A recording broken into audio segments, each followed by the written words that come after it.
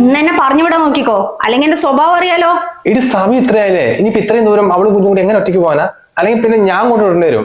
ഓ, നാരെ കണി കണ്ടിട്ടാണോ ഒഴിച്ചത്? ഇടി നീ നടങ്ങ്, രാത്രി ഇവിടെ എവിടെയും കിടന്നിട്ട് രാവിലെ പുലർച്ചെ ഞാൻ വെച്ച് പോവും. പോയാ നിങ്ങൾക്ക് കൊള്ളാം, അല്ലെങ്കിൽ എന്റെ തനി സ്വഭാവം ഉള്ള അറിയും.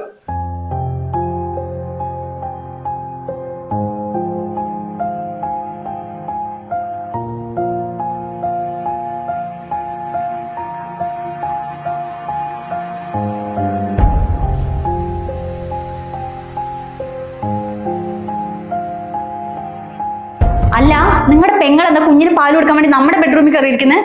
നിങ്ങളൊന്നും പറഞ്ഞില്ല? ഓ താരെ, ഞാൻ കണ്ടില്ല, ഞാൻ പുറത്തോട്ട് ഇപ്പൊ കയറി വന്നുള്ളൂ. ആങ്ങളെയും പെങ്ങളും ബന്ധമൊക്കെ കല്യാണത്തിന് മുമ്പ്, കല്യാണം കഴിഞ്ഞാൽ നമുക്കൊരു പ്രൈവസി വേണ്ടേ? അതെന്താ നിങ്ങൾക്ക് ഒന്ന് പറഞ്ഞു കൊടുത്തൂടെ അവൾക്ക്? അല്ലെങ്കിൽ ഒരാളുടെ ബെഡ്റൂം കയറുമ്പോൾ ഒരു അനുവാദം എന്തെങ്കിലും ചോദിക്കണ്ടേ? നമ്മുടെ എല്ലാ സാധനം കൂടി അച്ഛൻ്റെ അമ്മന്റെ റൂമിലിട്ട് പൂട്ടിയതല്ലേ. പിന്നെ മോളിലാണെങ്കിൽ പണിയും കഴിഞ്ഞില്ല. ആ കൂടി ഈ വീട്ടിൽ 2 റൂമല്ലേ ഉള്ളൂ. പിന്നെ പാല് കൊടുക്കാൻ അവൾ എന്താ ചെയ്യാ? നീ തന്നെ പറ. മിണ്ടാതിരുന്നോ, നിങ്ങളുടെ പെങ്ങൾ സ്നേഹം എനിക്ക് തീരെ പറ്റുന്നില്ല കേട്ടോ. നീ അത് പതുക്കെ പറ താരെ, അവൾ കേൾക്കും. അവൾ വരുമ്പോ ഞാൻ പറഞ്ഞ് മനസ്സിലാക്കാം.